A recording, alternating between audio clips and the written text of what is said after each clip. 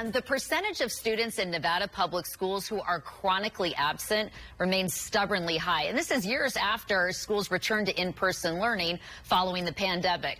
Let's bring in our friend Rachel O'Brien from openthebooks.com to talk this out. So, Rachel, let's start with defining what chronically absent is, and then let's apply it to the state of Nevada. Yeah, so a student is considered chronically absent if they've missed 10% of the school year or more. And there are lots of reasons a child would stay home from school, whether it's housing instability or illness, transportation issues.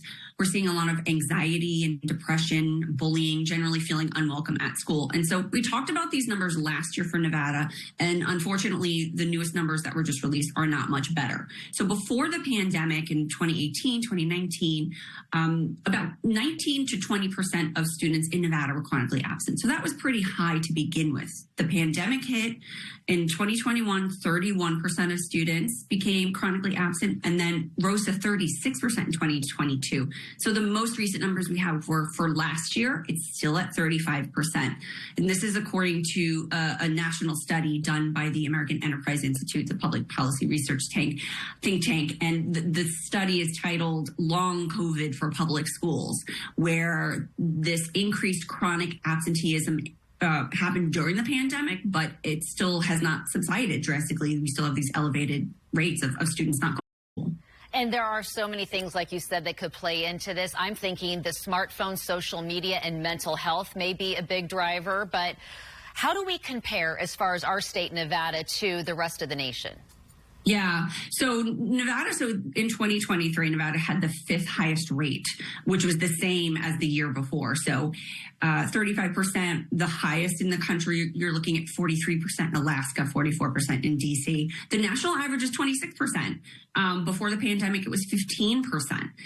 So these pandemic closures and remote learning, it sets students back. Test scores show that. And of course, the social and emotional fallout is seen in numerous indicators, behavioral challenges with returning to in-person schooling. As you mentioned, sort of the smartphone, the New York Times had an interesting article about, and whether this turns out to be true or not, but about how the culture has turned toward remote learning and remote work. And so people may be more willing to miss in-person school than they were before the pandemic because they realize that there are other options for them. That's a good point. I am wondering, though, with the chronic absenteeism and the percentage so high, does it play into Nevada's per pupil spending at all?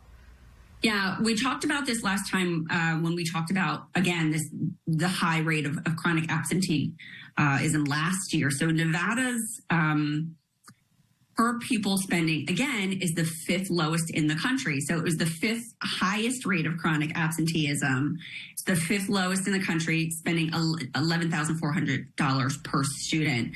So to put that into context, the national average is over $16,000. So that's 4,000 less than the national average. You have these really high funded states in New York, Vermont, Connecticut, New Jersey. They're above 20,000 per student. Wow. And so, yeah, that's a concern about whether this spending is tied to some of this. Well, it's a disturbing picture, but you're just the messenger, and we appreciate the information. It seems like the number 5 is a theme here, since we're the 5th largest school district in the nation, but also with a percentage that is definitely needs a grade up for sure. Thank you, Rachel. Enjoy the weekend, and we'll see you again next week.